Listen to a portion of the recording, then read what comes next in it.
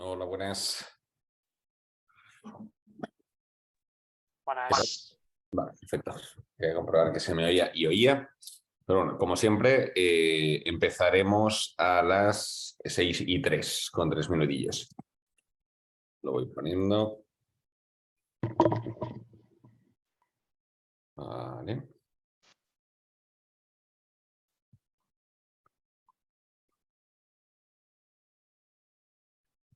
Vale, voy a cambiar la pista.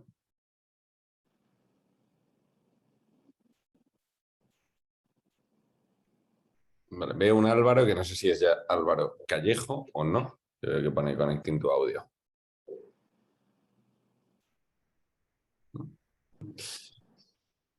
Vale.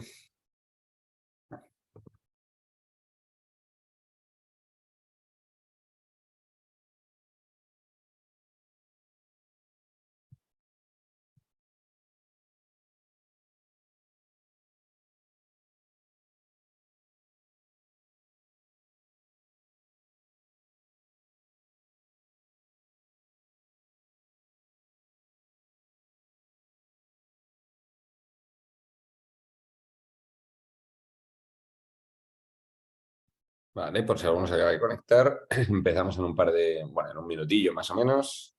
Quiero confirmar que está Álvaro. Me dice que sí. Álvaro, manifiéstate si estás.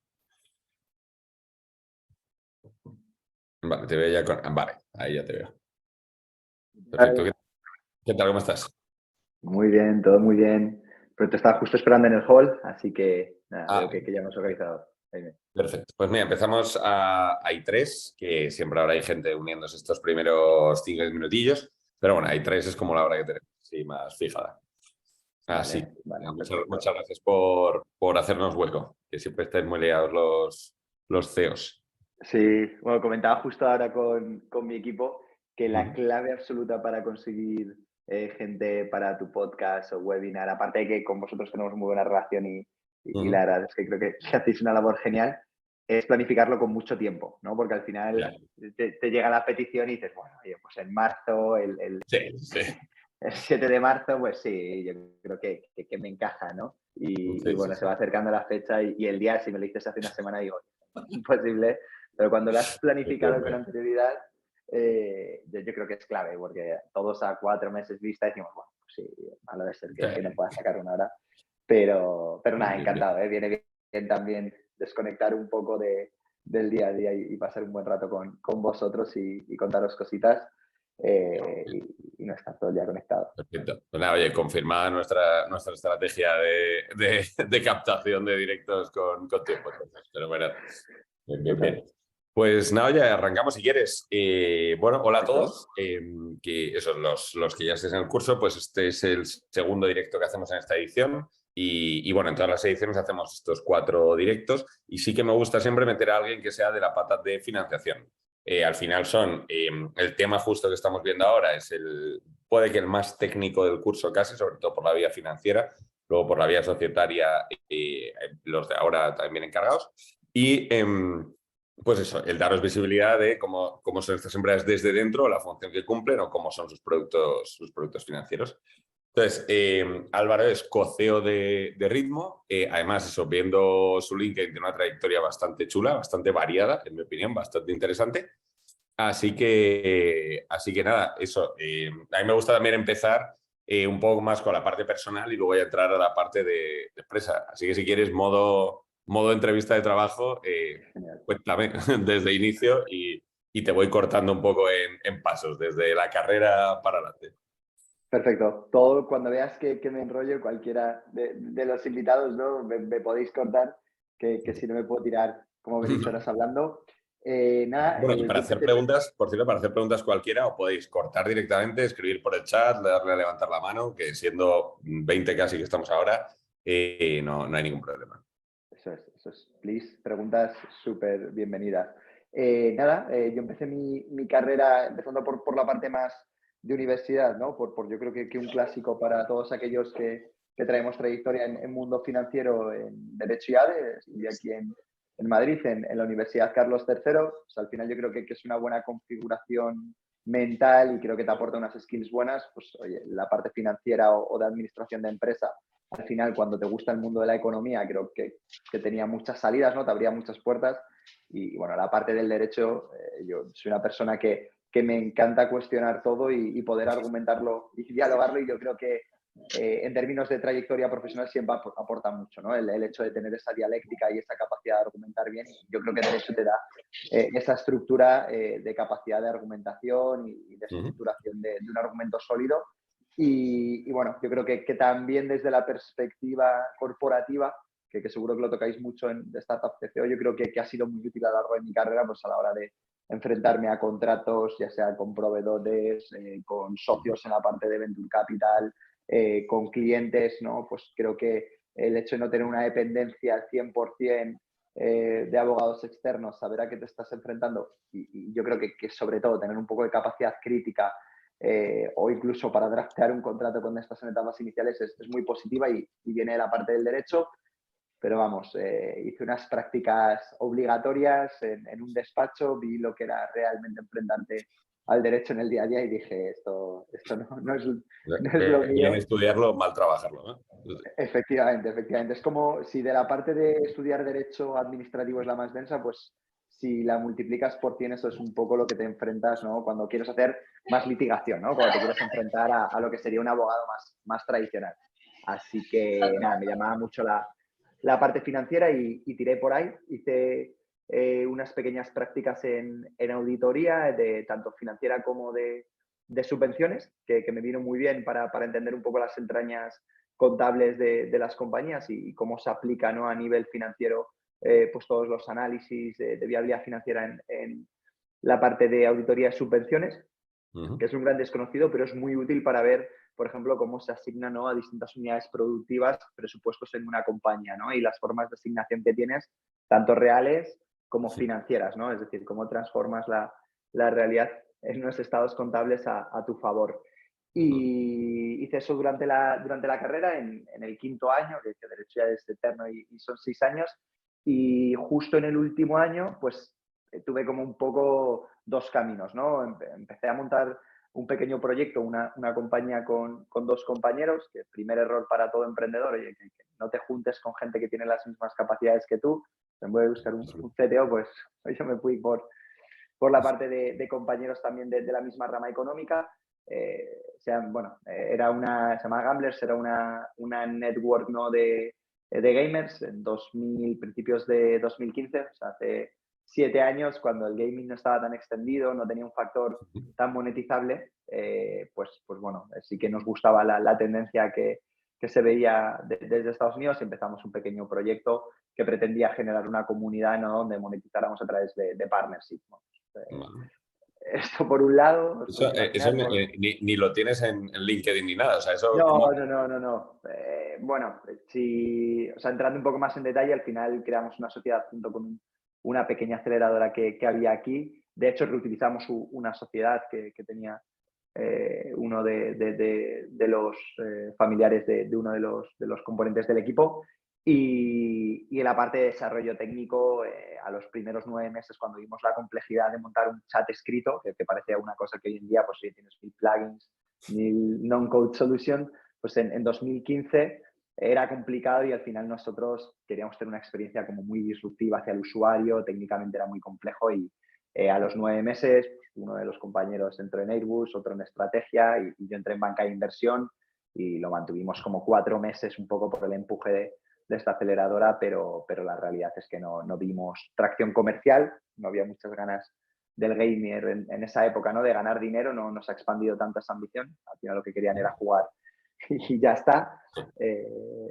Y bueno, pues cada uno teníamos nuestra carrera y ahí es donde empecé un poco a meterme más de lleno en el mundo finanzas, trabajando en banca de inversión en BBVA, específicamente en el área de mercados. Al final mercados es operar con distintos productos, ¿no? En tiempo real, como os podéis imaginar. Esto es en el área corporativa del banco, ¿no? Lo que se conoce como CIB, Corporate and Investment Banking. Pues bueno, operar con productos financieros hacia corporates que trabajan con el banco. Yo específicamente en FX. Por cierto, ¿por qué banca de inversión frente a consultoría o otras formas de esclavitud? Sí, total, pues yo creo que al final cuando haces Derecho y AD, y más la Carlos III, que es como muy enfocada al mundo corporativo y top tier, creo que son un poco las dos salidas, ¿no? O van más así que más resaltan, ¿no? Haces banca de inversión o haces consultoría. Esto va a sonar fatal, para la gente que haga consultoría, pero tiene parte de verdad. Yo soy malísimo haciendo PPTs, o sea, llevo toda la vida intentando mejorarme, pero soy terrible haciendo PPTs y me gustaba mucho la dinámica de mercado, ¿no? O sea, yo ya invertía un poquitín en bolsa, el mundo tecnológico me atraía también desde la perspectiva de inversión en startups. Entonces, estaba más próximo eso que trabajar desde la perspectiva de consultoría, ¿no? Y la posibilidad que te da Investment Banking, al menos la perspectiva que yo tengo, es que tú puedes operar sobre todo en mercados desde muy temprana edad, ¿no? O desde un seniority mucho menor que la participación activa que puedes tener en una gran consultora, ¿no? Donde puedes ver muchísimos sectores, creo que es muy útil para ello, pero el impacto que puedes generar en los 2 primeros años de carrera eh, es más complicado, ¿no? Entonces, bueno, esa fue la combinación. Surgió BBVA con unas becas que tenían para entrar en la parte de mercados, típicas becas que son pocas plazas, que es difícil que te den. A lo mejor si me llama pues, Oliver Wyman o McKinsey o BCG en ese momento, pues oye, tiro para allá. Surgió BBVA y conectaba mucho pues universo inversión startup, universo inversión mercados, cuadraba. Y bueno, muy buena experiencia como Inter en el banco y a los 3 meses me surgió la oportunidad de llevar la región al sur, que era una oportunidad muy rara porque el banco rara vez fichaba gente, yo no ni siquiera había acabado la carrera, pero bueno, ahí mi jefe de esa época apostó por mí y bueno, pues sin haber acabado la carrera era una oportunidad muy buena para tomar mucha responsabilidad, ¿no? en un puesto de banca operando en mercados, ¿no? Que tiene mucha parte de lo que vemos en las películas. Al final la emoción de hacer trading en momentos de mercado abierto, imaginas, ¿no? Con tus pantallas, con tus precios moviéndose, pues creo que te da soltura a la hora de negociar en tiempo real, que te ayuda a poner las bases de tomar decisiones incluso bajo estrés con relativa calma y te da cierta estructuración organizativa, ¿no? Porque al final un mini error pues, te genera una pérdida muy grande. Así que se me dio la oportunidad de extender eso a mayor responsabilidad y nada, para Sevilla que me fui. O sea, pero tú eres de Madrid, ¿o de dónde? Sí, yo soy Vale. de Madrid, no me lo hubiera planteado nunca, pero bueno, pensando en la estrategia de captación de talento que tenía el banco, que era bastante estática y más en mercados. Lo malo que tiene mercados es que a lo mejor en FX en España, pues juntas los 8 o 9 grandes bancos que operan aquí, a lo mejor hay, no sé, 100 posiciones abiertas en España, literalmente, ¿no? Y así te vas Londres, Estados Unidos, LATAM, que también tiene mesas de tesorería muy grande, o Asia, pues se abría el pool. Pero en España particularmente, pues era difícil encontrar una posición, ya era irme más a pelearme a Londres, ¿no? Que el banco pues solía abrir más. Así Vale. que Y para en allí general, allí entonces, me fui. la experiencia de banca de inversión, ¿qué tal? Teniendo en cuenta todos los factores. O sea, creo que si eres una persona muy dinámica, es un mercado muy estático. O sea, al final es un mercado que lleva operando de la misma manera durante muchísimos años y que es muy rentable. Es decir, al final son compañías que se mueven por inercia, donde la innovación no es necesaria. O sea, al final BBVA, simplemente por la cartera enorme de clientes globales que tenía, haciendo una operativa buena en mercado, dando un buen servicio al cliente, puede mantener sus números de manera normal, ¿no? Sin grandes altibajos. Entonces, no hay un incentivo claro a buscar la innovación, ¿no? Tú no tienes un perfil joven, dinámico, que propone cosas y la gente le escucha y se aplica porque no existe esa necesidad y no pasa nada, ¿no? Yo creo que la disrupción se debe aplicar cuando es necesaria, cuando tienes un negocio de pie a nivel rentable, los que estamos más en el entorno startup lo sabemos, oye, es un gran lujo, ¿no? Entonces, bueno, pues creo que era una posición más propia de una persona de 40, 45 años, con un buen salario, con un muy buen horario para trabajar en banca de inversión, nada que ver con M&A, por Te lo iba a ejemplo. preguntar. Sí, sí, sí. ¿Qué Nada que tal? ver. ¿Cuánto? Nada que ver, absolutamente, porque nosotros, como casi todas las compañías o los bancos que operan en mercados, al final operábamos 24 horas, que FX sí que no opera con un mercado específico, sino que opera 24 horas, pero íbamos rotándonos, ¿no? Pues primero tenías Asia a través de Hong Kong, después tenías Madrid y después que cubrías toda Europa y después tenías Nueva York que cubría Américas, ¿no? Entonces yo a las 6, 90% de los días estaba terminando, eso es una maravilla, ¿no? Sí, sí, sí, vale. De hecho, recuerdo a mi jefe que alguna vez le dije, oye, M&A me atrae bastante, combina muy bien la parte corporativa, de derecho, ves más las compañías por dentro.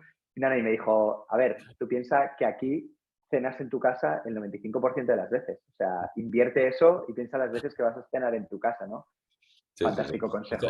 En McKinsey un amigo mío me decía que en lugar de medir el sueldo por hora para que nos deprimía, el sueldo por hora real trabajada, había que medir el sueldo por hora libre. Este decía, cada vez que pisamos la calle por gastar 200 pavos. Esto me pareció una genialidad para asumir nuestra esclavitud. Pero efectivamente, si tú no lo eras, macho, para adelante. Sí, sí, sí. No, y así se generan esas dinámicas, ¿no? La gente cuando dice, oye, ¿cómo alguien se puede gastar un bono de $150.000 en un año? Es por eso, que tienes 4 horas libres Sí. a la semana y pues claro, pues tienes un incentivo muy grande a consumirlos con un ratio muy bueno, ¿no? De euro por hora libre consumida. Es un buen punto. Bien, bien, bien. Opinión general. Justo, nada, obviamente generalizando mucho. Y de ahí saltas a, o sea, ¿por qué decides salir de ahí? Pues, bueno, principalmente porque surge la opción de Amazon. Al final yo me he comido los ciclos o me he aburrido rápido, depende si lo ves de manera positiva o negativa, ¿no? Porque tiene parte positiva, tiene parte negativa. Entonces, después de llevar la Regional Sur durante un año aproximadamente, 4 meses de beca, me voy, Regional Sur, tal. Al final te das cuenta que en mercados, pues son hitos muy recurrentes, ¿no? Pues el primer día, yo me acuerdo, el primer hito grande que viví fue Brexit, que todo el mundo decía Remain y al final salió Brexit. O sea, realmente la adrenalina que vives en ese momento es bastante difícil de comparar con otros momentos, tanto en la vida personal como profesional. Pero la cuarta vez que vives un cambio muy grande de mercado, pues ese nivel de adrenalina va bajando y esas situaciones se producen pues 2 veces a lo mejor, con suerte al año, sino una vez cada 2 años, ¿no? Pues tener un año en blanco Ya. de situaciones de mucho movimiento. Entonces, pues vivía bien, ganaba bien para mi edad, tenía un trabajo que era divertido, pero no tenía el incentivo que yo buscaba pues, cuando quería montar una compañía tech o cuando quería dedicarme a algo que tuviera un dinamismo mayor, ¿no? Entonces, pues entre irme a Londres, que era un poco lo que yo barajaba con mi jefe en ese momento, por tener más exposición en el banco, o irme a un e-commerce que vendía estanterías, como él dijo literalmente, pues yo aposté un poco por 2017, si no me equivoco, a finales de 2016, principios de 2017. Amazon aún no es muy grande en España, o sea, de hecho éramos como 250 empleados aproximadamente. Es pequeñito, estructura startup, ya es muy grande a nivel mundial y tiene una estrategia muy ambiciosa en España y la gente que tenía en el equipo era muy, muy buena. O sea, yo tuve paneles, ¿no?, de entrevistas y pues si no habías hecho MBA y League, tenías gente pues, de McKinsey, de BTG, tenías gente de Investment Banking, tenías gente de gran consumo, todos en puestos muy representativos y la verdad es que sobre todo en el batch que yo estuve, pues fichó un talento muy, muy bueno, ¿no? De compañías digitales que aún no existía. Pues toda esa gente que venía de ser bueno en sus respectivas áreas, veía que la gran Big Team era top tech, que era trabajar en una compañía tecnológica y había montado un equipo, o sea, top class, ¿no? Y si sacáramos seguramente pues esas personas no iniciales de ese equipo de 250, pues hay personas liderando Amazon a nivel europeo, personas con puestos representativos a nivel mundial, country managers de compañías estilo Globo a nivel mundial, o sea que salió un batch de la segunda generación de Internet en España, ¿no? Si la primera es como early 20s y los clasificados, los terras de turno, pues esto es más 2015-2016, más próximo, pues esto, ¿no? A Amazon, eBay, YouTube, TikTok de turno que generó una buena escuela. Y creo que el talento fue definitivo. Un comentario ahí un poco challenge, un poco de abogado del diablo. Sería una cosa que he oído, o sea, en primer lugar, me parece fantástico irse a un sitio donde hay gente buena como axioma. Y sobre todo empezando la carrera y supongo para toda la vida.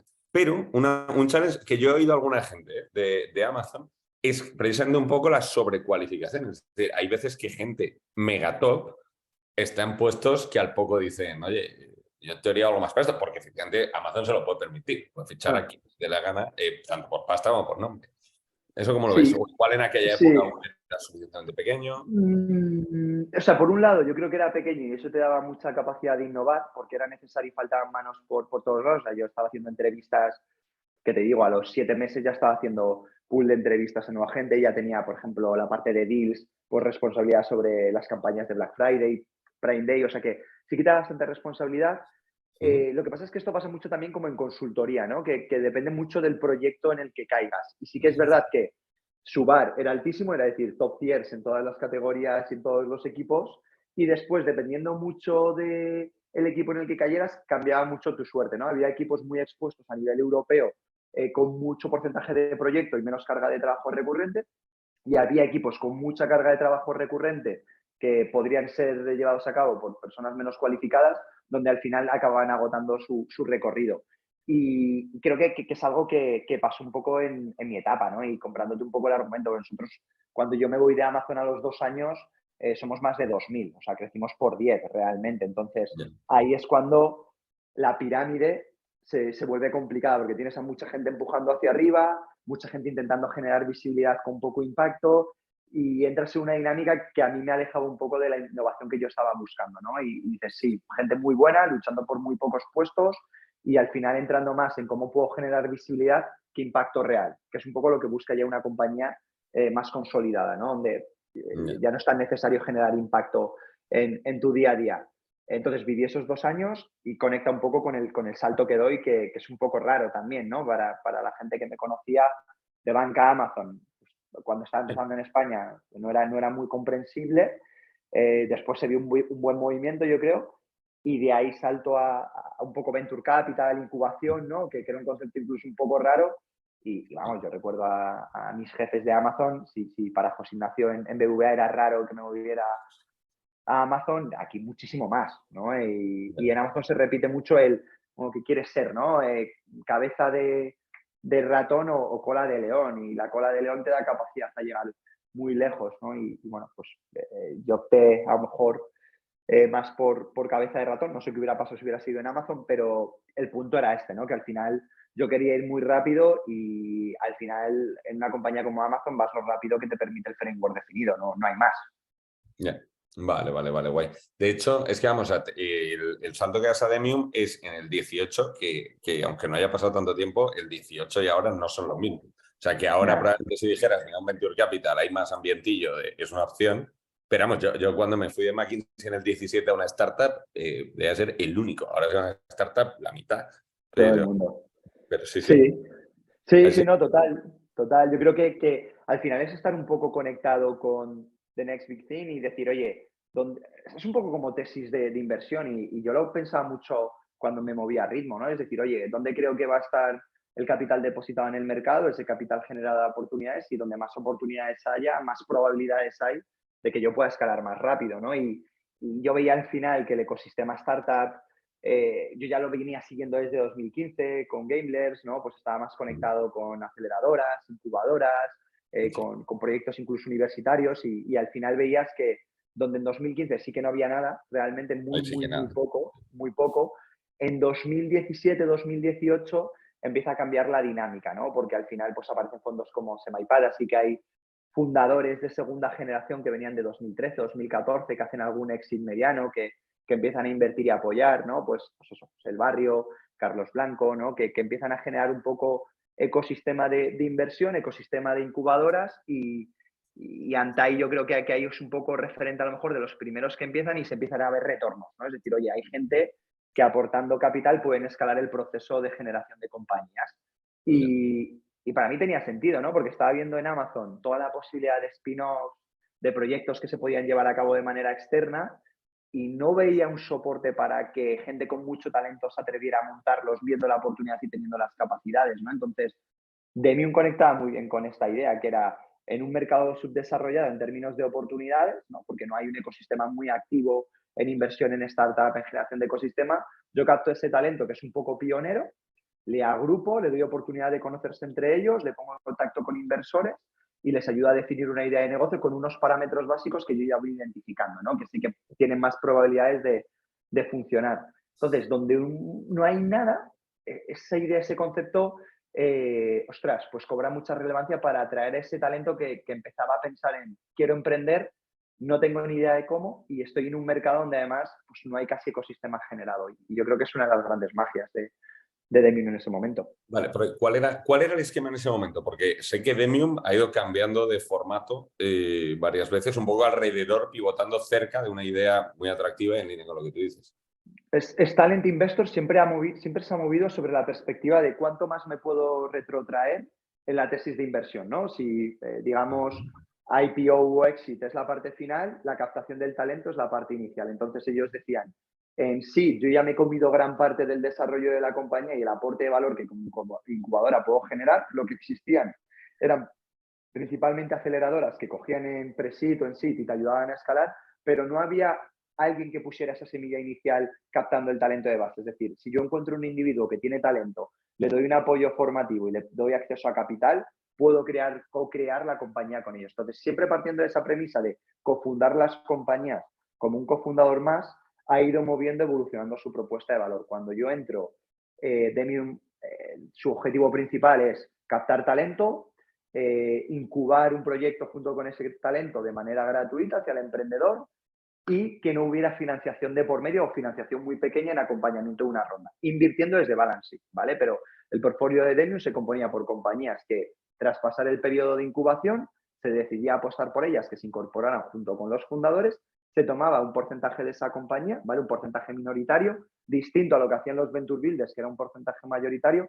Por lo tanto, te permitía levantar capital de manera más fácil porque tu cap table no tenía ahí como un monstruo desde el principio con un 40% controlando la compañía y daba la opción al emprendedor, que eso se hizo muy bien desde Demium y principalmente Jorge Dogón, de poner en contacto con inversores, ¿no? Entonces, el capital semilla, que en esa época con 150 o 200.000 euros tenías un recorrido muy grande, venía casi siempre de la network de Demium. Y en algunas ocasiones, Demium invertía entre 25 a 75.000 euros en esa fase inicial. Vale, eso te iba a preguntar, o sea, que eso, que invertían no siempre, poquillo, y que has dicho, me parece interesante, desde su propio balance, es decir, dinero propio como empresa, como si yo ahora decido cuando estaba CFO invertir en algo y a correr. Tú levantas capital y dices, oye, parte del capital, la gran mayoría va a ser para estructura y escalabilidad de mi incubadora, pero una parte de balance sheet la voy a dedicar en invertir en compañías, pues Vale. para incentivar que tengan acceso a mayor capital y traccionen antes, ¿no? Vale, pero o sea, Demium sí que se financiaba, o sea, con terceros, ¿no? Por decirlo así, Eso o es. sea, es como vamos a hacer ampliación de capital, pero luego de su propio capital invertía en lugar de tener una estructura de fondo o tal. Eso es. De hecho, ahí en ese momento, en 2016 y 2017, se montaron los primeros fondos donde esta network de inversores decía, oye, ya que tú estás atrayendo bastante buen pool de inversión y generando un muy buen deal flow cuando no existe prácticamente ese deal flow, vamos a montar pequeños vehículos y tú a través de esos vehículos que gestionas tú, que son SLs, vas invirtiendo en las compañías. En vez de tener yo 3 invertidas que tú me has recomendado que me genera coste de gestión, bla, bla, bla, pues yo invierto en un pequeño vehículo tuyo pues de 1.000.000, 1.500.000 y tú vas haciendo esas inversiones. Por lo tanto, creo que ese efecto network Demium lo trató muy bien, ¿no? El generar un pool de inversión que no llegaba, de inversores que no les llegaba deal flow, un pool de talento que podía acompañar en esa fase inicial y generar una buena comunidad que se iba estructurando con distintos vehículos en los cuales pues se iba generando como un match entre un potencial marketplace, digamos. Acercaba las dos figuras. Vale, vale, guay. Y lo que me llama la atención es que o sea, entras con portfolio and investment, que entiendo que es, bueno, todo, pues son las dos patas, básicamente. Sí, sí, sí. Luego Head of Portfolio Investment y luego VP relativamente rápido. Sí, digamos que lo que yo menos entraba era en incubación. O sea, digamos que en esa captación de talento inicial y generación de la oportunidad hasta que se constituía la compañía, yo no entraba, ¿no? Teníamos una pequeña fase de ideación donde ayudábamos a los equipos a traer tesis de inversión que podían desarrollar, que veíamos que tenían perspectiva positiva, pero más allá de eso, en incubación no entrábamos. Lo que nosotros hacíamos era llevar una perspectiva pues, más financiera, es decidir qué compañías entraban en nuestro portfolio, en qué compañías invertíamos desde el balance sheet y posteriormente desde el fondo de capital, ¿no? Que después se incorporó de 60 millones. Y mi función principal era acompañar a estas compañías una vez habían sido invertidas en su crecimiento, potenciales follow-on y ver cuál era el rendimiento que podía generar Demium, ¿no? Como en una perspectiva más desde que realizamos la inversión, yo realizaba, digamos, inversión y veía todo el recorrido de la compañía hasta un potencial exit, ¿no? Que era un poco nuestro objetivo, no quedarnos sin eternum en la compañía, sino que a partir de las series A en adelante, pues ver oportunidades de cash out para demostrar que el negocio era rentable, ¿no? Que nosotros entrábamos muy pronto y salíamos relativamente pronto generando buenas rentabilidades. Vale. ¿Algún caso de éxito guay que tuvieras?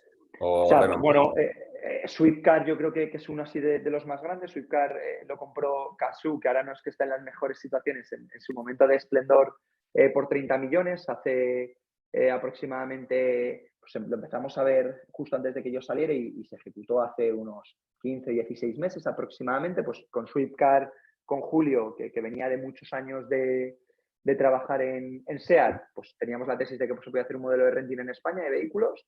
Y desde el principio ahí invertimos en fase inicial, invertimos después en follow-on y tuvimos un buen, evidentemente, retorno en la venta porque habíamos entrado muy pronto y la valoración de venta fue relativamente alta, ¿no? Lambot, que también hicimos varios cash outs, que está en Barcelona, invertido por Nauta, por Bankinter, por fondos relativamente grandes. Hanum, que salió a bolsa hace poco, tanto Hanum como Swiftcard. Estuve en el board prácticamente desde el principio. VoiceMod, que ahora le ha invertido KeyFund a través del nuevo fondo, ha sido la primera inversión que ha hecho KeyFund, ha hecho un fondo con Telefónica, ha invertido 15 millones de euros y es una maravilla de compañía también. Viene de esa época. La verdad es que se hizo un batch muy bueno porque no había, es que era, o sea, quiero decir, se hizo muy bien desde Demium, pero es que para estos muy buenos emprendedores el tener el apoyo de Demium era algo muy positivo porque no hay más. Entonces, como esas, ¿no? Hay un pool de 10, 12 compañías que yo creo que están performando muy bien y han generado mucha rentabilidad a la estructura de Demium y validado que el modelo funciona. Vale.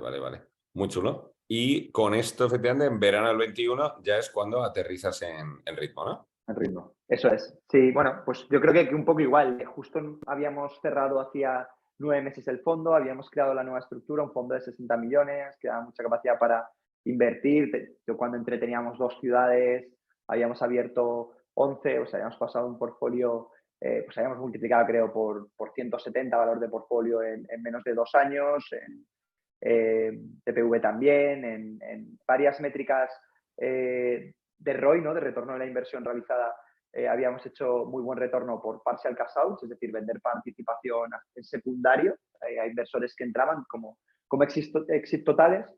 Y bueno, pues al final yo siempre digo lo mismo, ¿no? Yo me había tirado pues con una experiencia mínima montando un proyecto casi universitario en startup, trabajando con compañías como Swiftcard, Hanun, en su board, directamente ayudándoles. Y yo no tenía experiencia, ¿no? en una startup per se durante una etapa de escalabilidad inicial, ¿no? Entonces, yo me sentía un poco Mourinho en ese sentido, de decir, joder, pues estoy entrenando a las compañías, pero no tengo no mis galones como jugador. Y al final, era joven, quería emprender y cuando surge la posibilidad de Ritmo está en una fase súper inicial, o sea, son 6 empleados, o sea, vamos, los founders y 3 más, acaban de empezar. Y cuando me cuentan la idea, para mí machea mucho con cosas que ya había visto en Amazon y en BBVA, ¿no? Porque al final, ¿qué es Ritmo, no? Y simplificándolo mucho, es una plataforma financiera, es como una especie de neobanco para e-commerce. Y yo había vivido en Ritmo la posibilidad que te genera un marketplace, que es mucho más simple que la de abrir tu propio e-commerce, donde tienes que generar una estrategia de performance marketing, branding, comunicación, porque tienes que atraer el tráfico, versus empezar a vender un marketplace donde el tráfico te lo genera el owner del marketplace, pues por ejemplo Amazon, ¿no? Entonces las posibilidades para un emprendedor menos cualificado son enormes de estar vendiendo a nivel mundial. Entonces, en esas etapas iniciales se dieron muchísimas oportunidades de compañías que con poca cualificación hicieron mucho dinero vendiendo en Amazon como sellers, ¿no? Es decir, dándose alta en el marketplace y vendiendo sus productos directamente, ¿no? Con la infraestructura de Amazon. Entonces, todo ese avance que se había generado en opciones de venta, cuando la compañía escalaba, la verdad es que nos encontramos con compañías que sabían mucho del front y de la gestión de proveedores, pero que no tenían ni idea de gestionar una compañía que ya facturaba más de 1 millón, 2 millones, ni en gestión financiera, ni en negociación con proveedores financieros, ni en utilización de productos financieros, ni en muchos casos acceso a esos productos, ¿no? Entonces, como que a mí me hacen el clic, digo, oye, ¿quieres emprender, no? Llevo ya unos cuantos meses que quiero emprender. Doy por hecho que mi ciclo se ha cerrado Endeavor muy satisfactoriamente, promocionando muy rápido, llevando toda la estrategia de inversión y el portfolio durante el último año y medio. Si no emprendes en una compañía que se aproxima tantísimo a lo que tú vienes haciendo o tu mayor expertise, que es e-commerce y finance, no lo vas a hacer, ¿no? Pues oye, extiende ya tu carrera en Venture Capital, pero no vas a emprender. Entonces, nada, hablo con los founders, aplico esa tesis de inversión que te decía, me parece que el sector es hot, ¿no? El de la financiación alternativa, me parece que el e-commerce es un mercado que va a seguir creciendo enormemente, estamos hablando de principios de 2021, o sea que era casi mitad de pandemia, y digo, oye, es el momento de entrar, ¿no? Acaban de cofundar la compañía, están planeando la ronda pre-seed, oye, tengo mucho impacto por hacer, ¿no? Y nada, entró como Head of Biz Dev, yo ya venía de hacer Business Development en Amazon, me había centrado mucho en las compañías con las que había trabajado en desarrollo de negocio y me sentía muy cómodo porque conocía muy bien el ecosistema al que nos dirigíamos, ¿no? Que yo creo que es importante, el target market y el ecosistema que lo rodea. Así que así empiezo con ritmo. Yo te iba a decir, también otro tema que a mí que me dijeron cuando me uní pronto a OnTrack y que no estoy de acuerdo, yo creo que se parece a lo que dices tú, me dijeron en plan, dice, entrar de empleado muy pronto en una startup, me dice, compartes todo el riesgo con los fundadores, pero muchísimo menos beneficio. Y sinceramente no estoy de acuerdo, porque efectivamente, a ver, eligiendo el sitio bien, que yo creo que los dos lo hicimos nuestra due diligence, eligiendo el sitio bien, al final dices, mira, yo aquí voy a ver una parte divertidísima sin comerme los 25 años de esperanza de vida que pierden los fundadores a cada año de la startup. Digo, entonces yo sí, en mi caso salió muy bien. Yo creo que en el tuyo parecido. Sí, sí. Yo hace poco vi un post que decía esto, ¿no? Que afirma esa tesis que nosotros intentamos ser la excepción de la regla, que dice que trabajar en una startup como empleado no es tan rentable como hacerlo en una top tech. Yo creo que esto viene más a cuenta de mediados de 2022, con salarios Racing the Sky en top techs. Ahora yo creo que hay una pequeña corrección y el mercado se está ajustando un poco más y ya los Facebook, Amazon, Google de turno no están pagando las barbaridades que pagan, pero que tiene cierto sentido, ¿no? Porque es verdad que sueles tener salario menor, sueles trabajar mucho por la construcción de la compañía. Entonces yo creo que depende del storytelling profesional que quieras montar. Si al final quieres acabar siendo emprendedor y ves que la compañía está en tu sector de actividad y que puedes volar muy rápido, ¿por qué no? También depende mucho de la versión al riesgo. Yo creo que a veces como que marcamos carreras profesionales estándar en tipos de aversión al riesgo y cada uno tenemos un nivel de aversión al riesgo. Y hay gente que dice, oye, yo vivir el estrés, la incertidumbre, la ambigüedad en la que se desarrolla una compañía real estate versus la seguridad que me da una compañía sentada, pues no tiene sentido. Y yo es algo que recalco en todas las entrevistas, decir, oye, es muy divertido decir que trabajas en una startup o parece muy divertido, pero el día a día es duro. Entonces, creo que también tienes que estar en ese momento personal, hacer efectivamente una buena due diligence de si tú invertirías en esa compañía gran parte de tu capital, porque como personas jóvenes, pues vamos a invertir nuestro activo más valioso que es el tiempo. Así que a mí me salía todo. Es verdad que el puesto me daba muchísima autonomía, o sea, desde muy pronto adquirí mucha responsabilidad, fui adquiriendo al final parte estratégica, parte de operaciones, o sea, me fui quedando un poco con todo lo que es la perspectiva estratégica y del día a día, entonces también tienes que ver esa confianza, ¿no? En este caso de los founders. Para ellos yo era un rol clave por mi conocimiento y por la posición que desarrollaba. 6 primeros meses fueron muy buenos, que no podían haberlo sido, pero fueron muy buenos. Y eso me dio la posibilidad de cada vez tener más impacto en el día a día de la compañía. Y por esto, rematando con la parte personal, yo creo, porque es ya donde acabamos, y una situación que no es muy frecuente, creo yo, y que es bastante interesante, es cómo se llega a CEO en una startup sin ser founder, que esto no es habitual, Sí. en mi opinión es más bueno que malo, pero ¿cómo es esa dinámica, esa historia?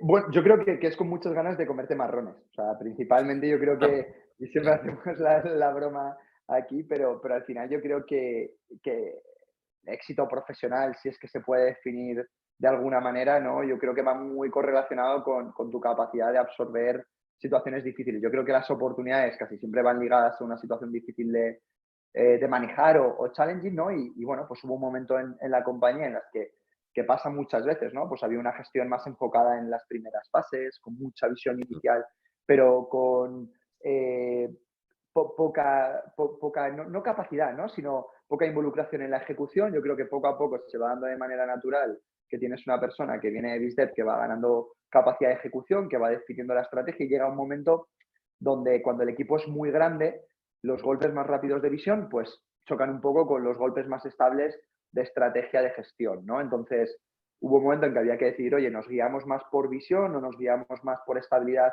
y gestión? Y el momento, que esto es al final mediados de 2022, que ya estaba cambiando el mercado, que ya no se buscaban tanto crecimientos exponenciales con units economics más a largo plazo, sino que se buscaba más concreción, pues yo creo que apostaba más por una gestión más estratégica de largo plazo. Entonces, era un movimiento relativamente natural, que se podía haber mantenido a lo mejor como COO y COO si yo no hubiera tenido a lo mejor el background de Venture Capital, pero al final el que está ejecutando suele tener más facilidad de vender al inversor cuáles son los planes, ¿no? Tanto en la visión como en la ejecución del día a día. Entonces, trayendo el background de Venture Capital, habiendo estado en muchos boards, o sea, conociendo bien la parte de Corporate Development, pues yo ya estaba entrando también en reuniones con inversores y yo participaba activamente, ¿no? en esa parte. Entonces, llega un momento en el que las cosas, aunque parezca mentira, se dan más naturales de lo que uno piensa y bueno, pues estás en un punto de inflexión, en un nuevo momento para la compañía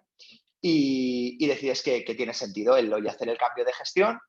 Ahí yo creo que los founders pues dijeron, oye, Álvaro lleva un equipo muy grande, tiene experiencia en Venture Capital, tiene experiencia evidentemente en la gestión de compañías en fase de escalabilidad y me lo proponen. Eso es una cosa que se me propone, oye, estamos viendo un cambio de gestión y bueno, creo que tendría sentido que te incorporaras y además lo hacemos con una dinámica que es muy cómoda para mí, que es hacerlo con Iván, que es mi co-CEO, pues repartiendo muy bien responsabilidades, ¿no? Que la parte a lo mejor donde menos expertise podría tener yo y donde menos había entrado, que es la estructuración financiera, que es la que ha llevado él, pues él se encarga como co-CEO de esa parte de estructuración financiera y yo me encargo de la ejecución del día a día, definición de estrategia, los dos con mucho foco en la fase final de fundraising, pero él en la estructuración financiera, ¿no? Entonces, en una fintech, hoy en día, pues si preguntas hace 3 años, a lo mejor es mucho más importante el crecer a cualquier coste, ¿no? Pero hoy en día el hecho de que tengas una buena estructuración financiera por detrás te permite crecer mejor y también en el largo plazo crecer más rápido, ¿no? Porque tienes mejores proveedores de capital, porque tienes una estructura que te da más flexibilidad, porque tienes una mejor relación con tus proveedores. Entonces, creo que para mí era muy cómodo el decir, oye, vengo trabajando desde el principio con Iván, nos entendemos genial, los dos tenemos un background de banca, él durante muchos años comparte de Venture Capital porque es Business Angel desde hace muchos años, yo porque está en Venture Capital, oye, pues nos aliamos y repartiendo bien esas funciones, trabajamos coordinados. Entonces fue fácil el dar el salto porque yo ya estaba asumiendo esa función, porque tenía a mi izquierda Iván en una parte que es más complicada, ¿no? Que es la responsabilidad legal, gestión de relación con proveedores financieros para una compañía que maneja mucho capital. Y yo, vamos, después de unos cuantos meses trabajando juntos, yo creo que el resultado está siendo muy bueno, claro. Sí, señor. Que por eso, entrando ya sí que puramente en materia de ritmo, explica el producto principal. Bueno, a mí siempre me parece alucinante, con vosotros, con Capchase y con algún otro, que en el segundo negocio más antiguo del mundo, que es el de prestar pasta, siga habiendo espacio para que en una idea que uno explica razonablemente rápido haya un producto que arrolle. O sea, a mí eso siempre me Sí. alucina. Bueno, yo creo que va muy correlacionado con la dinámica de las olas tecnológicas, ¿no? Y al final, con lo que la digitalización de los comercios te ha permitido. Si tú ves al final como el lending tradicional se realizaba cara a cara en una oficina bancaria con comercios o con negocios, ¿no? Hablando de lending B2B, ¿no? Negocio. Con negocios puramente offline, ¿no? Si ves una segunda línea, pues empiezan a aparecer negocios que tienen un front digital, es decir, que te permiten hacer algunas acciones digitales, pero que en su credit underwriting, que en su operativa, operan exactamente igual. Es decir, con tus financials, ¿no? Con tus cuentas financieras, tus buros de crédito, con tu información mucho más estandarizada de foto fija. Y llega una tercera hora digital que dice, oye, si hay muchas compañías que operan en un mercado digital, como pueden ser SaaS para Capchase o como pueden ser e-commerce para Ritmo, ¿por qué no somos capaces de darles mucha más flexibilidad, inmediatez y mejorar el credit scoring, fiándonos en vez de una foto fija que genera frustración en el negocio porque es muy lento el proceso de actualización, de envío de información y que genera menos seguridad para el banco que se basa en lo que pasaba hace 9 meses y no lo que está pasando a día de hoy? y nos basamos en la información que podemos extraer de manera sencilla de sus sistemas digitales, ¿no? Y yo creo que esa es la tercera ola que genera un pool de nuevas compañías que entran en Alternative Lending en una versión 3.0, ¿no? Diríamos que es absorbo tu información y esa información me permite ser muchísimo más flexible a la hora de darte una oferta, de gestionarte esa oferta y darte acceso a ella, de todas las gestiones que tú haces directamente conmigo y también desde mi punto de vista me da muchísimo mayor control sobre el riesgo asumido porque yo estoy viendo la evolución en tiempo real y todo lo que es mi credit underwriting, ¿no? Es decir, toda la evaluación de la compañía se realiza en base a las métricas que yo obtengo, ¿no? No una foto fija de sus financials que sobre todo en un entorno tan cambiante como el digital no tiene ningún sentido porque o estás infraprestando porque te estás basando en números mucho más pequeños de los que tenía o estás sobreprestando porque la compañía entra en un downtrend, que es muy común en compañías digitales, mucho más rápido de lo que pasa en las offline y estás sobreprestando, ¿no? Entonces, creo que es una de las claves del éxito de compañías como Capchase o como nosotros, ¿no? Que fuimos capaces de abrir una puerta en el lending a través de la obtención de la información y el uso de la data, que es crítico para nosotros y es un gran asset, ¿no? Que es que yo absorbo data de todos mis usuarios en tiempo real y eso me permite darles un tratamiento mucho más diferenciado. Vale, vale, perfecto. ¿Y cuál sería vuestra diferenciación? Tanto como productos que no son exactamente iguales como el de Capchase, como por otros que entiendo son bastante parecidos, como pues ser Uncapped, como pues ser Lighter Capital, Wayflyer, parecido. ¿Qué es lo que distingue? Digamos que al final, y esto es casi más pitch de inversión, ¿no? Lo que como nosotros entendemos el mercado, ¿vale? Es que hay dos matrices. Una es verticalización, ¿vale? Y una es un solo producto o multiproducto, ¿vale? O plataforma multiproducto. Entonces, en la era verticalización, Clearco o Uncap, ¿vale? Ellos iban a un modelo donde decían cualquier compañía digital con la que yo me pueda conectar es susceptible a que yo le pueda prestar capital, ¿no? Entonces, no me centro en una vertical, sino que doy capital a cualquier compañía de la que pueda extraer información, ¿no? Nosotros, junto con Capchase, tenemos una estrategia diferente, ¿no? Que es, yo prefiero ir a un nicho concreto, dominar ese nicho a la perfección, en el caso de Capchase SaaS, en nuestro caso e-commerce, uno, porque el credit underwriting va a ser mucho más preciso, porque no tiene nada que ver la estructura financiera o la manera en la que analizas un e-commerce versus un SaaS o una compañía de mobile gaming. Segundo, porque cuanto mayor sea mi conocimiento sobre ese vertical, mayor será o mejor será mi product offering, ¿no? Yo podría hacer productos que cubran mejor las necesidades de este cliente. En vez de lanzar un único producto, que es de doy lending a 9 meses a todo el mundo exactamente igual, pues yo puedo lanzar múltiples productos de lending que cubran mejor su necesidad y puedo lanzar también otros productos complementarios financieros también, no necesariamente lending, que cubre sus necesidades, ¿no? Maximizando un poco la conveniencia, que ellos me vean como el neobanco de los e-commerce, cosa que no podría hacer si voy a multivertical. Y por el otro lado, conectando con este punto, es que eso nos acerca más a Wayflyer, por ejemplo, o nos diferencia de Wayflyer, es que nosotros creemos en el sentido de la plataforma para la comercialización multiproducto, ¿no? Aquí tienes dos opciones, me voy a un nicho o multinicho y hago un portfolio enorme prestando muchísimo dinero a muchas compañías, o mi objetivo principal es que las compañías pasen el mayor tiempo posible en mi plataforma y eso me permite comercializar de una manera más barata porque me están dando sus datos en tiempo real y hago un approach como muy data driven, sabiendo cuándo necesitan mi producto y cuándo yo se lo puedo ofertar. Y también nos da la posibilidad de maximizar la conveniencia, es decir, que ellos se acostumbren a que con Ritmo pueden gestionar todo. Pensemos que son equipos pequeños, no tienen que estar negociando pues el FX o los payments con un proveedor, la conciliación de facturas con un ERP o una compatible software específico, las líneas de financiación con mi banco, no, pues en un equipo pequeño, si tú le simplificas el proceso, al final maximizas, ¿no? Su conveniencia y eso hace que aumente tu retención / lifetime value. Entonces, nuestra tesis de diferenciación va por ahí. Por ahora, en lo que es esa visión de verticalización y multiproducto, no vemos mucha competición. Sí que es verdad que al final, oye, yo puedo competir con Wayflyer en la parte del lending, ¿no? Puedo competir con Wise en la parte del FX o de los payments, o con un banco tradicional. Nuestra visión es que nosotros queremos ser el neobanco que más utilicen, que tengamos el mayor wallet share, que es un poco, digamos, el porcentaje de operaciones financieras que realizan conmigo versus con mis competidores, asumiendo que, oye, que podrá haber clientes, ¿por qué no?, que utilicen Ritmo como su sistema operativo y de gestión, que tengan una línea contratada y que después con su banco tengan una póliza de crédito para otros gastos, ¿no? Que creemos que es un poco hacia donde deriva el mercado, pero que su plataforma de gestión sea Ritmo, porque eso me va a aproximar mucho más a comercializar más productos de manera sencilla. Vale, guay. Y entonces, ¿en qué situación, o sea, para qué casos de uso, un resumen, va un e-commerce a vosotros? Sobre todo lo que nosotros planteamos es que la primera tendencia era Revenue Based Finance, que es capital más a largo plazo, que se va devolviendo, ¿no? Seguro que os lo explicó CapChase, que se va devolviendo en base a las ventas, que es la tendencia principal de Clearco, ¿no?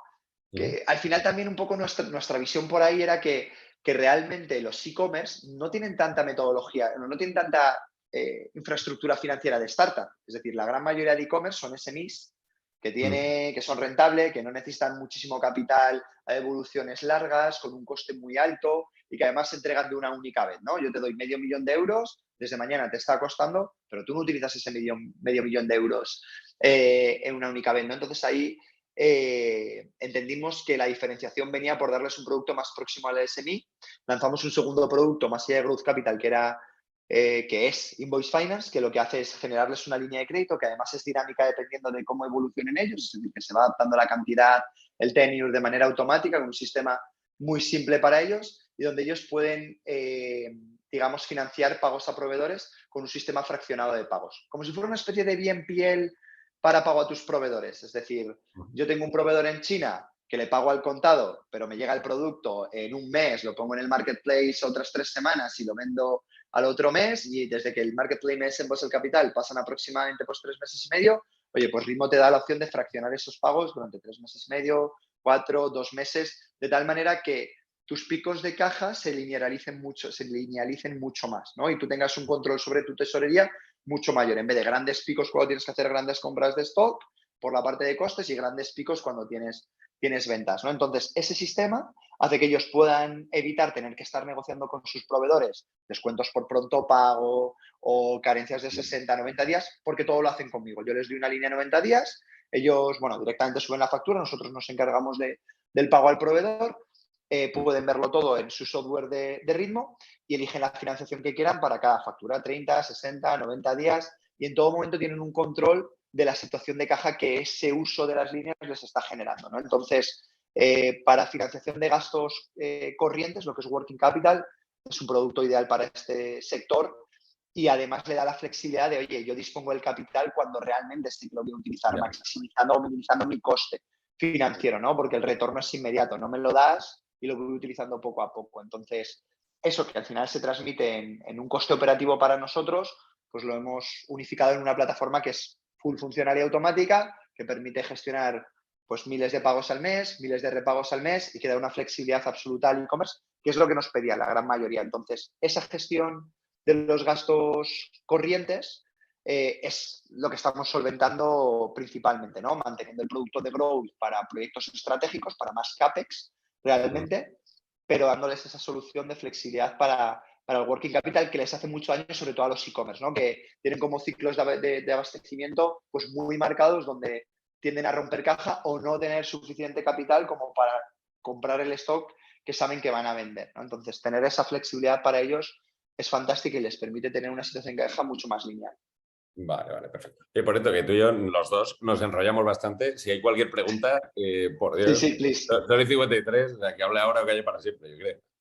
Yo no sé si me oís. Sí, perfecto. Muy buenas, soy Yago de Google Cloud. Álvaro, primero darte la enhorabuena porque estaba echando un vistazo en 8 años de carrera profesional meteórica, da hasta vértigo, te lo digo así, es decir, cada año y medio, 2 años has hecho un cambio y casi me preguntaba por ahí, ¿no? Viendo la proyección que llevas y la velocidad que llevas, te quedan 6 meses en el puesto de CEO de Ritmo. ¿Qué es lo siguiente? Es lo siguiente, ¿no? No, es muy buena pregunta. Yo lo decía antes, ¿no? Yo creo que a veces es difícil mantener sobre todo en el día de hoy, ¿no? Que tenemos muchísimos impactos, muchas tendencias en el sector tecnológico, la atención puesta en algo.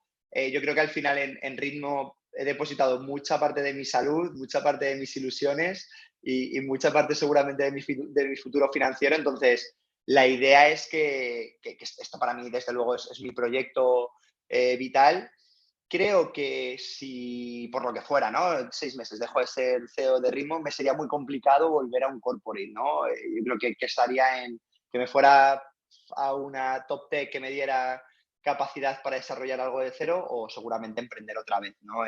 Cuando le pillas el gustillo y sobre todo le pierdes el miedo, que yo creo yo era muy miedoso, después de 3 años en Venture Capital, a mí me da miedo, sinceramente, emprender o ese nivel de aversión al riesgo que comentábamos antes, no lo tenía del todo definido y yo creo que al final esto es como todo, te la tienes que dar o tienes que ver que puedes con ello y ahora mismo yo creo que emprender. Emprender seguramente. Espero que no pase. Espero que en 6 meses tengamos otro y sigan ritmo. Muchas gracias y enhorabuena. Gracias, Yago. ¿Alguna otra pregunta? ¿Tenéis por ahí? Sí, ¿no? Si no, yo sigo preguntando. Por cierto, yo a esto le llamo déficit de atención laboral y también lo tengo. Incluso con la empresa no paro de pensar en easy o montando nuevas cosas, pero sí, 100%. Te iba a decir, algunas cifras que nos puedas decir, sea de número de clientes, sea de rentabilidad igual, o bueno, en general, cifras que puedas compartir. Nosotros, por daros, y ahora entramos en cifras, tenemos como 3 focos principales, ¿no? Hay algo que pocas veces se habla en una compañía, en una startup, y va muy correlacionado con el foco, que es tu framework estratégico, ¿no? Que es decir, cómo tomas las decisiones en tu día a día para que la decisión elegida sea la que más rentabilidad te va a generar en el corto, medio y largo plazo, ¿no?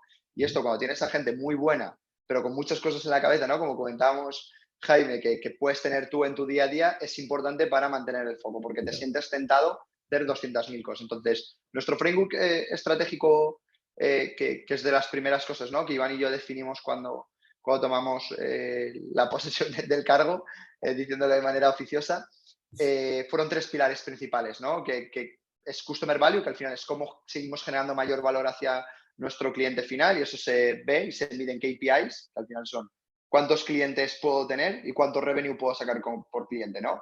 Puedo crecer el número de clientes con mejor originación, apertura de países, ampliación de nichos de mercado, puedo crecer en revenue generado con mayor profundidad en los productos que comercializo, nuevos productos, etc., ¿no? Pues nuestra estrategia ahora mismo está en creemos que tenemos una buena estrategia de originación, estamos testando hasta dónde podemos llegar en revenue generado por cliente, ¿no? Ahí hay una métrica que es fabulosa, que es la retención que nosotros tenemos. Nosotros tenemos una retención que es ya próxima al 90%. Esto quiere decir que el engagement ya no es de un transactional lender, ¿no? De alguien que dice, un e-commerce, tengo una necesidad financiera puntual, voy a ver mi banco, alternative lenders, y voy a tomar la decisión entre uno de ellos. No.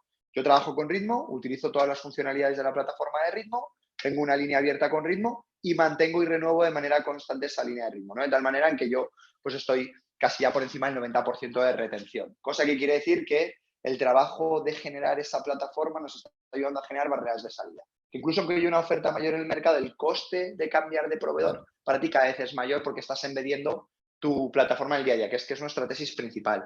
Y eso va en Customer Value, ¿no? Pues por daros, tenemos más de 1.500 usuarios, operamos en 4 países, que seguramente uno de los grandes challenges que tenemos, y eso va en Customer Value. Después tenemos Healthy Financials, ¿vale? Que es el área que le hemos dado algo mucho más largo, que se trata de cómo puedo sacar máxima rentabilidad por cada euro invertido, ¿no? Que va más de ese revenue generado para no ser un Klarna en el futuro, ¿no? Que al final pues ha crecido mucho, pero le ha costado generar rentabilidad y ha perdido 1 billón en 2022, pues cómo podemos empezar a poner ya una estructura que nos lleva a rentabilidad, que pasa por negociar mejor con proveedores, que pasa por entender qué productos deberíamos comercializar en qué fases, una estrategia de pricing, que no es algo muy normal en esta fase de una startup, pero que cada vez es más importante para los VCs de series A hacia adelante, ¿no? Entonces, pues hay que adaptarle y además Iván y yo tenemos mucha obsesión con ese punto, ¿no? Y después un tercer pilar que es excelencia operativa, que al final se trata de cómo genero una plataforma que me aleje de la estructura de un banco, ¿no? Es decir, yo no quiero tener 2.000 personas gestionando aumentos de líneas y documentaciones de personas, yo quiero que mi plataforma sirva como instrumento para que mis clientes puedan gestionar sus acciones de manera automática, ¿no? Que la extracción de la data y el uso de esa data les ayude incluso a educar financieramente en base a sus necesidades, ¿no? Entonces, en esa parte de Operations Excellence, pues tenemos mucho foco en el desarrollo de la plataforma hacia adentro, no hacia afuera, sino oye, como nuestro backend está integrado y ahí el Loan Management System que hemos montado, ¿no? Que podíamos haber priorizado por tener uno externo, pues hemos montado uno nuestro propio, es el que nos da esa operatividad, ¿no? Entonces, creo que en base a esos 3 pilares nos alejamos un poco de lo que sería deciros, oye, pues todas mis métricas son de crecimiento y de usuarios, para daros números, ¿no? Pues hemos hecho un por 6, un por 7 en revenue generado, un por 5 en número de usuarios 2022 versus 2021, o sea que crecemos muy bien. Pretendemos crecer, no sé si en esos dígitos, ¿no? Es por business plan un poquito más abajo, pero manteniendo un por 3, un por 4 en clientes y revenue. Pero también tenemos mucha obsesión, que es algo importante, en que ese crecimiento sea un crecimiento sostenible, ¿no? Es decir, que en 2025 podamos estar ya en rentabilidad, que nuestra plataforma sea muy funcional y no vivamos de minions haciendo trabajo, que es un problema muchas veces de startups, de tú crece, que ya automatizarás, ¿no? Bueno, pero ¿cuándo? ¿No? ¿Cuál es el nivel de crecimiento suficiente? Puede ser pre-IPO, y con una valoración de 50 billones y que tengas como una estructura de 1.500 personas, o puede ser ahora. Entonces, ese es un poco nuestro foco, como números súper representativos esos, ¿no? Yo creo que la retención que estamos generando, ¿no? Y el número de clientes que tenemos, y por daros uno más que es así más específico y que yo creo que no hemos compartido nunca, el número de operaciones que financiamos, ¿no? O sea, al final, con esa flexibilidad que dotamos, los últimos 6 meses hemos financiado más de 6.000 operaciones, ¿no? Y esto conecta mucho con Operation Excellence, ¿no? Que si yo no tuviera automatizado mi recepción de facturas, mi pago de facturas, mi conciliación, sería imposible, ¿no? Que pudiera gestionarlo con un equipo de menos de 50 personas. Así que por ahí van un poco las vías de crecimiento. No, ese ratio de operaciones por persona y mes debe ser bastante récord del mundo. O sea, sí, no, mis respetos, desde luego. Pues, es una pasada y es básico. O sea, son 7 y pico ya. Es que me quedo con bastantes cosas del tintero, como de cómo os financiáis vosotros y estas cosillas, pero bueno, la verdad es que tampoco te quiero quitar un minuto más. Y oye, ya te digo que con alguno hemos hecho más de un directo, así que igual queda pendiente y te pregunto por ese lado porque aparte de curiosidad personal, al margen de cualquier otra cosa.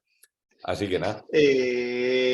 Bueno, si queréis, rápidamente, ¿no? Nosotros tenemos una línea de financiación con un tercero, ¿vale? O sea, al final podríamos financiarnos como hacíamos en Denny, ¿no? Con nuestro propio balance sheet, pero el crecimiento sería mucho más lastrado, tendríamos que levantar mucho equity y al final, y seguro que eso lo trabajáis mucho, el equity tiende a ser mucho más caro que la deuda, ¿no? Entonces, nosotros hicimos un acuerdo con I80, que es público, de una línea de 200 millones de financiación que nos da para bastante recorrido y es una facility que a nosotros nos permite tirar según vamos teniendo necesidades. Entonces, según va creciendo nuestro portfolio, nosotros tiramos de facility. Esa facility la cubrimos en los 4 mercados y en las 3 divisas con las que operamos, muy bien hedgeada, gracias a Iván, que es un crack de tener todo atado. Y lo hacemos con I80, que es un fondo de deuda específicamente para fintech, ¿no? Que, por ejemplo, trabaja también con CapChase, que es muy importante para tener mucha flexibilidad y velocidad, ¿no? El hecho de decir, oye, en México necesito que me aumentes mucho más porque estoy creciendo muchísimo, ¿no? Que es algo que nos ha pasado. O quiero lanzar un nuevo producto, estamos viendo ahora, que es Instant Payout, cúbremelo dentro de las policies, ¿no? Entonces, en 2 semanas tenemos una respuesta, no hemos tenido por ahora nada negativo porque ellos al final entienden cuál es la dinámica de estas líneas, que es dejarnos hacer para que podamos crecer más en ese portfolio, no solo con un producto, sino tocando muchas teclas para ver cuál es la más idónea. Vale, perfecto. Nada, guay. La es que chulísimo, macho. Sí, señor, tanto tu vida, la verdad, y tu peli, como te has tapado de ritmo. Y joder, o sea, reteniendo el 90% y creciendo esos 5 o 7 veces por año y tal, no va mal. Así que nada, me alegro mucho. No.